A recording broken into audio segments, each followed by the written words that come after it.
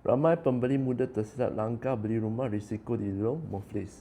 14 April 2026 di media Selangor ya. Ramai pemuda tersilap langkah risiko kewangan termasuk di Lelong dan di Istar Muflis. Okey. Perunding hartanah Fikri Zulkifli. Ni Fikri Zulkifli membimbangkan apabila terdapat kes pemilik seawal usia 26 tahun gagal menampung komitmen pinjaman akibat keputusan pembelian yang tidak dirancang dengan teliti. Fenomena ini memang biasa lah. Saya pun sendiri sebagai ejen hartanah, sendiri sebagai banker dan sendiri pun pernah buat kesilapan macam ni. Okey? Tapi kita tumpukan balik kepada artikel ni, lain kali saya cerita kisah saya sendiri. Okey? Apa kesilapan saya? Antara punca kewangan utama ialah asas kewangan tidak kukuh selain kecenderungan membeli rumah berdasarkan emosi dan pengaruh rakan sebaya. Okey. Mudah terpedaya tawaran menarik sebagai promosi pemaju tanpa memahami komitmen sebenar yang perlu ditanggung selepas pembelian dibuat. Ramai yang ingat yang cashback ni adalah hadiah daripada pemaju dan tak perlu bayar balik. Sebenarnya cashback ini boleh perangkap anda. Okey, ramai yang dapat tiba-tiba dapat 200,000 ke di tangan, 400,000 di tangan, beli 2 biji kan, 400,000 di tangan, semua habis ya. Pergi cuti 5 bintang. Lepas tu mereka lupa itu sebenarnya adalah loan daripada bank. Duit daripada bank, anda kena bayar. Dan dapatkan penyewa, ada tempat yang sendu saja, langsung tak ada penyewa. Ada tempat yang dapat penyewa tapi sewa, contoh sewa 1,000 tapi bayaran ansuran bank saja 3,000. Memang tak cukup lah, mesti akan jadi tertekan kan. Ini adalah akibat tak faham terpedaya dengan promosi yang diberikan oleh pemaju. Bicara beli rumah, kos yang sebenarnya tidak tahu. Ini ialah programnya. Bicara semasa, bertajuk beli rumah, kos sebenarnya anda tak tahu. Keadaan tersebut menyebabkan ramai pembeli berdepan tekanan kewangan apabila komitmen bulanan melebihi kemampuan sebenar.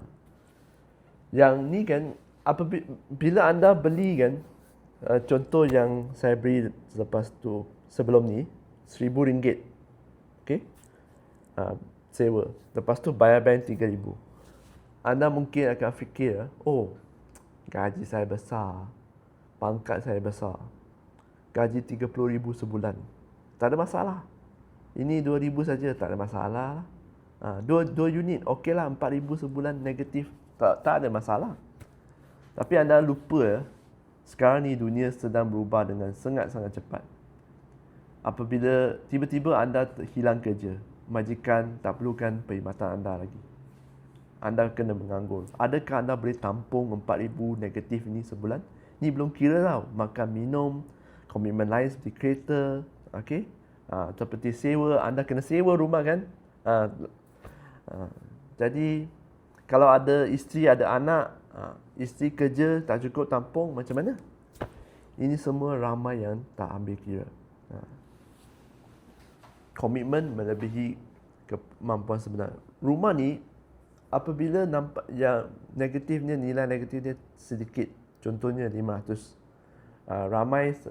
ramai sifu-sifu kat luar sana, mereka kata kalau negatif 500 sebulan tu okey. Bagi saya negatif tak okey. Kerana kalau negatif 500 sebulan tu, anda masukkan, anda kira negatif 500 sebulan, lepas tu tak ada penyewa dan ekonomi jadi lebih teruk, mungkin anda kena negatif 1,000 baru boleh sewa keluar. Mungkin. Apa akan terjadi kalau bulan-bulan negatif 1 tahun dan 6,000? Itu anda hilang peluang 6,000 saja untuk melabur di tempat lain seperti ASB, seperti saham patuh syariah. 1 tahun dan 6%, tak perlu buat apa-apa. Ini 6,000 buang saja dalam laut, buang saja dalam longkang. Saya tak suka lah. Saya sendiri kalau boleh, bukan kalau boleh lah, kriteria saya sekarang lagi ketat daripada dulu. Saya hanya boleh terima kalau dia minimum adalah neutral. Neutral maksudnya kosong lah. Setiap bulan pulangan sewa dengan loan bank campur maintenance fee kalau ada lebih kurang sama. Okey, kegagalan urus kewangan boleh menyebabkan pemilik gagal bayar pinjaman lelong oleh pihak bank. Seperti yang saya bagi tahu, kebanyakan kesnya bila dah kesempitan kan, bukan terus tahu, terus dilelongkan. Mereka ingat boleh lagi, lepas tu tiba-tiba makin lama makin sempit. Berkata ramai pembeli hanya beri tumpuan kepada deposit dan ansuran tanpa menyadari kewangan yang berubah dan ada tambahan lain yang perlu ditanggung. Ini biasa, anda pergi terutamanya anda beli dengan pemaju. Pemaju akan bagi tahu, bermula daripada RM1,500 sebulan, anda boleh dapat 1,000 kaki persegi, 3 bilik, 2 parking. Anda pun tertarik kan? Bermula daripada RM1,500 sebulan. Tapi anda tak fikir, 1,500 ni adalah berdasarkan apa? Harga terendah, kadar faedah yang terendah, semua terendah. Belum masuk cukai pintu, cukai tanah dan yuran penyelenggaraan maintenance fee ni setiap kali boleh naik. Okey. Kos sesembunyi, yuran guaman bagi perjanjian pinjaman, duty stamp, yuran penyerahan tanah serta perlindungan insurans seperti MLTA, ini ialah kos tersembunyi. Anda hanya tengok loan saja. Secara menurunkan kos tambahan bercecah sehingga 5 hingga 8%. Bukan murah 5 hingga 8% daripada harga rumah. Kalau harga rumah RM500,000, 8% adalah RM40,000, brother.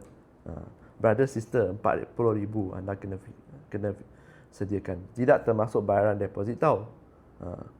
Bayaran deposit dah 10%, itu adalah RM50,000. Dan gabungkan deposit keseluruhan boleh meningkat hingga 15% daripada harga rumah. Khususnya bagi pembelian rumah subsale.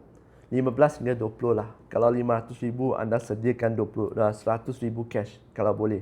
100,000 cash kalau boleh, baru pergi cari rumah RM500,000.